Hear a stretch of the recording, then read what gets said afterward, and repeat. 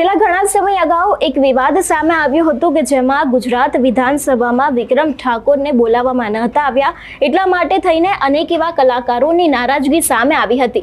પરંતુ હવે ક્યાંક આ જ વિવાદને ઢાંકવા માટે થઈને એક નવા કાર્યક્રમનું આયોજન કરવામાં આવ્યું હોય એવું લાગી રહ્યું છે. આવું એટલા માટે પણ કહેવામાં આવી રહ્યું છે કારણ કે એક અપડેટ મુજબની જો વાત કરવામાં આવે તો લગભગ હવે આગામી દિવસોમાં 300 જેટલા કલાકારોને વિધાનસભામાં બોલાવવામાં આવશે અને ખાસ કરીને તે લોકોની સાથે શું ચર્ચા કરવામાં આવશે તે પણ હવે કદાચ આગામી દિવસોમાં જોવાનું રહેશે.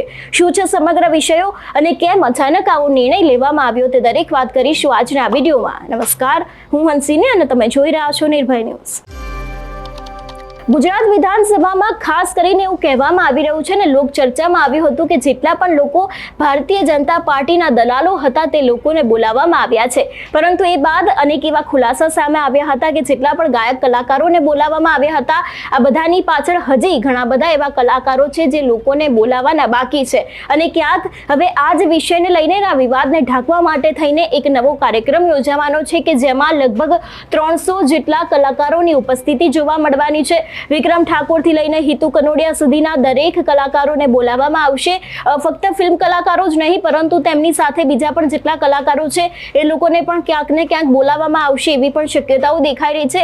જો વાત કરવામાં આવે કે અચાનક કેમ આ નિર્ણય લેવામાં આવ્યો, છેલ્લા ઘણા સમયથી વિક્રમ ઠાકોરનો જે વિવાદ છે તે ચર્ચાનો વિષય રહ્યો છે. બનાસકાંઠાના નવઘણજી ઠાકોરથી લઈને સમગ્ર ઠાકોર સમાજ રોષે ભરાયો હતો.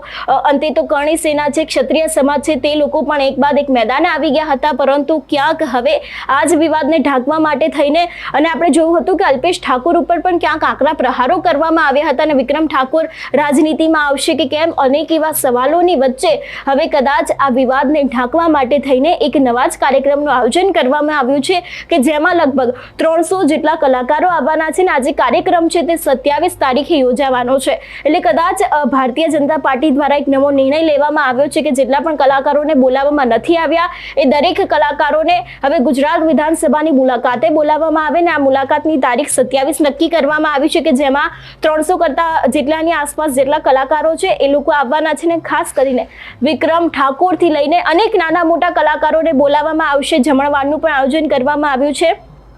એક વાત ખાસ જોવાની રહેશે કે આજે સમગ્ર કાર્યક્રમ સામે આવશે કે એમાં કયા વિષયને લઈને ચર્ચા કરવામાં આવશે કારણ કે વિક્રમ ઠાકોરને લઈને જે વિવાદ સામે આવ્યો હતો એ વિવાદ બાદ આ નિર્ણય લેવામાં આવ્યો છે. એટલે કદાચ કાર્યક્રમની અંદર કોઈ નવા જૂની થઈ શકે છે એવા પણ એંધાણ લાગી રહ્યા છે અને ખાસ કરીને વિધાનસભા ગૃહની જે કાર્યવાહી છે તે તમામ લોકો જોઈ શકે એ માટે થઈને પણ ક્યાંક આ કાર્યક્રમનું આયોજન કરવામાં આવ્યું હોય એવી પણ શક્યતાઓ લાગી રહી છે.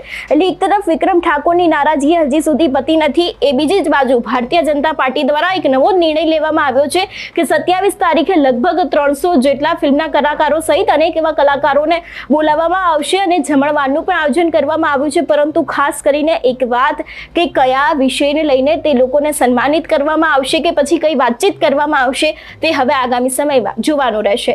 તમારું શું માનવું છે આ વિષયને લઈને અમને કમેન્ટ કરીને ચોક્કસથી જણાવજો. તેની સાથે જ અમારી ચેનલ નિર્ભય ન્યૂઝને લાઇક અને શેર કરવાનું ભૂલશો નહીં. નમસ્કાર.